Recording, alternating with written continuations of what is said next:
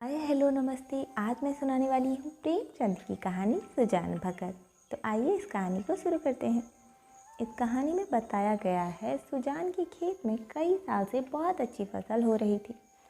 3 वर्ष तक लगातार उसने ऊख बोया था और बाजार में गुड़ की कीमत बहुत अच्छी थी, इसलिए उसके सारे ऊख हाथों हाथ बिक गए, जिससे सुजान के पास 2-2.5 हज़ार आ गए। सीधे साधे किसान धन हाथ में आते ही धर्म कर की ओर झुकते हैं, ना कि दिव्य समाज के जैसे भोग विलास की ओर। सुजान भी अब पूजा पाठ में लगा रहता था। उसके द्वार पर बड़े बड़े लोगों का तांता लगा रहता था। उसके गांव में सिर्फ 3 ही कुएं थे, जिससे कई खेतों में सिंचाई नहीं हो पाती थी। उसने एक पक्का कुआं बनवा दिया, गांव में ब्रह्मभोज किया। एक बार गया से कुछ यात्री उसके गांव आए तो उसे भी गया जाने की इच्छा हुई।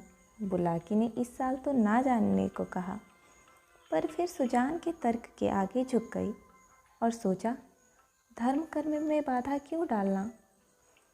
दोनों यात्रा करने गए और जब यात्रा से लौटे तो 11 गांवों में भोज किया। सभी वाह वाह कर रहे थे। एक द्वेषी ने कहा, कहीं गड़े खजाने मिल गया होगा। तो लोगों ने उसे ताना मारते हुए कहा, हाँ, तुम्हारे बाप दादा ही तो खजाना गाड़ गए थे, वही इसे मिल गया है। भगवान भी उसी को देता है जो खर्च करना जानता है। देखते ही देखते सुजान महतो अब सुजान भगत हो गए। भगत बिना स्नान किए कुछ नहीं खा सकता। गंगा स्नान अनिवार्य है, पर अगर घर से बहुत दूर हो तो पर्व त्योहार पर तो अवश्य करना चाहिए। खाने पीने में बहुत नियम है और सबसे बड़ी बात, झूठ नहीं बोलना चाहिए। सुजान भी अब इन सब का पालन करता था। जब वह गांव का मुखिया था, कई बार झूठ बोला करता था, कई मुकदमे को रफा दफा कर दिया करता। मजदूरों से जितना हो सके उतना काम लेना और जितना कम हो सके मजदूरी देना, पहले उसका ऐसा विचार था, पर अब उसे इस सब से घृणा होती। पूरे गांव में उसका सम्मान बढ़ता था, पर अपने ही घर में उसका सम्मान घट रहा था। उसकी पत्नी और बच्चे उसे कोरा भकस समझते थे। किसे क्या लेना देना है, ये सारे मामले उसकी पत्नी और बच्चे दूर से ही निपटा देते। उसके बच्चे उसका सत्कार बहुत करते थे। चारपाई उठाते देखते तो खुद उठा लाते थे, और भी बहुत कुछ। पर अब उसके हाथ में कुछ अधिकार ना रहा था। एक दिन द्वार पर एक भिखमंगा आया। बुलाकी दाल छांट रही थी।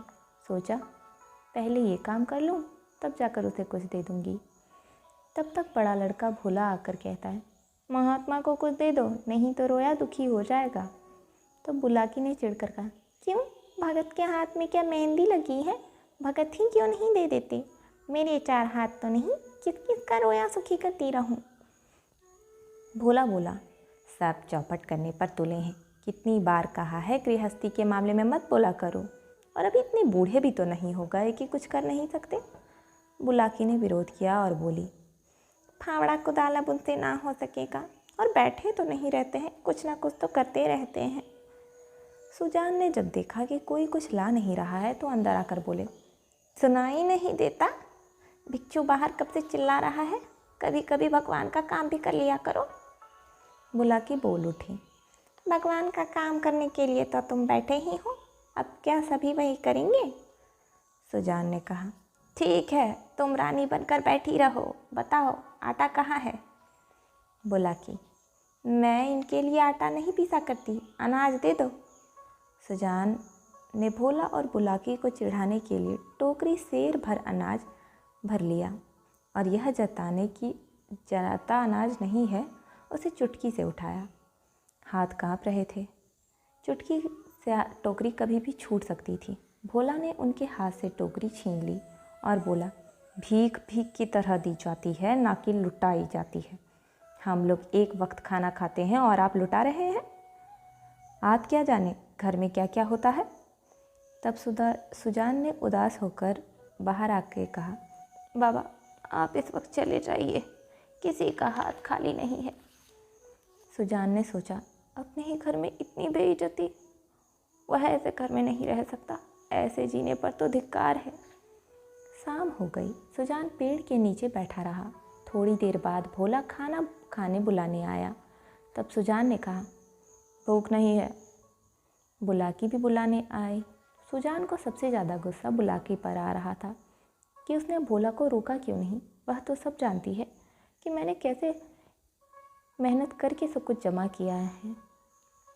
उसने कहा, तुम जाओ, मैं नहीं खाने जाता, मेरे खाने से तो अनाज ही की बर्बादी होगी। बुलाकी ने चिढ़कर कहा, तुम तो बात बात पर चिढ़ जाते हो। अरे बेटे की बात भी माननी चाहिए। सुजान ने कहा, ठीक है जाओ, तुम्हारे बेटे हैं, तुम मना करो। बुलाकी थक कर चली गई। आधी रात से ही सुजान ने जानवरों का अनाज काट करके जमा कर दिया। जब सुबह बुलाकी उठी तो उसने इतना अनाज देख करके सोचा, अरे क्या रात भर भोला अनाज ही काट रहा था। जब भोला भी उठकर वापस आया तो उसे एहसास हुआ कि यह सब तो सुजान कर रहे थे और अब भी सुजान हल लेकर के जाने लगे। तब भोला भी उनके पीछे गया। दोपहर को सब अपने अपने घर आ रहे थे। भोला ने डरते डरते कहा, बैलों को खोल दूँ? सुजान बोला, हाँ खोल दो, तुम घर जाओ, मैं खेत में मिट्टी देकर आता हूँ। भोला घर चला गया। सुजान जब घर आए तो आराम करने की बजाय बैलों को सहलाने लगे और फिर हल लेकर चले। इस बार भोला की हिम्मत न हुई इतनी ज़्यादा मेहनत करने की। भगत इसी तरह काम करने में लगे रहते। लोगों ने बात बनाना शुरू किया। बड़ा आया था भगत बनने। जब फसल की कटाई हुई तो भगत के घर में अनाज रखने तक की जगह ना थी, इतनी ज़्यादा उपज हुई थी। एक बार फिर से दान पुण्य शुरू हुआ और वही भिक्षु जो आज से 8 महीने पहले खाली हाथ लौटा था फिर आया। भगत ने कहा, जितना चाहे अनाज ले लो बाबा। पहले तो भिक्षु ने लज्जा और संकोच से कहा, आप जितना चाहें उतना दे दें, पर बार बार कहने पर कोई 10 सेर अनाज उसने उठाया। सुजान ने कहा, बस इतना ही, और लीजिए। पर भिक्षु को लगा अगर भोला ने फिर छीन लिया तो कितनी बेइज्जती होगी। तब भगत ने लगभग 1 मन अनाज भरा, पर भिक्षु से उतना अनाज उठ ना सका। तो अब सुजान ने बोला, मैं पहुंचा देता हूँ, तुम आगे आगे चलते चलो बाबा। जाते समय भोला से बोला, सारे भिक्षुओं को अनाज देना, कोई खाली हाथ ना लौटने पाए। भोला सिर झुकाए खड़ा था, उसे कुछ बोलने की हिम्मत ना हुई। बूढ़े पिता ने उसे हरा दिया था। तो आपको ये कहानी कैसी लगी और आपको इस कहानी से क्या सीख मिली, कमेंट करके ज़रूर बताइए। मिलते हैं अगली वीडियो में। Thanks for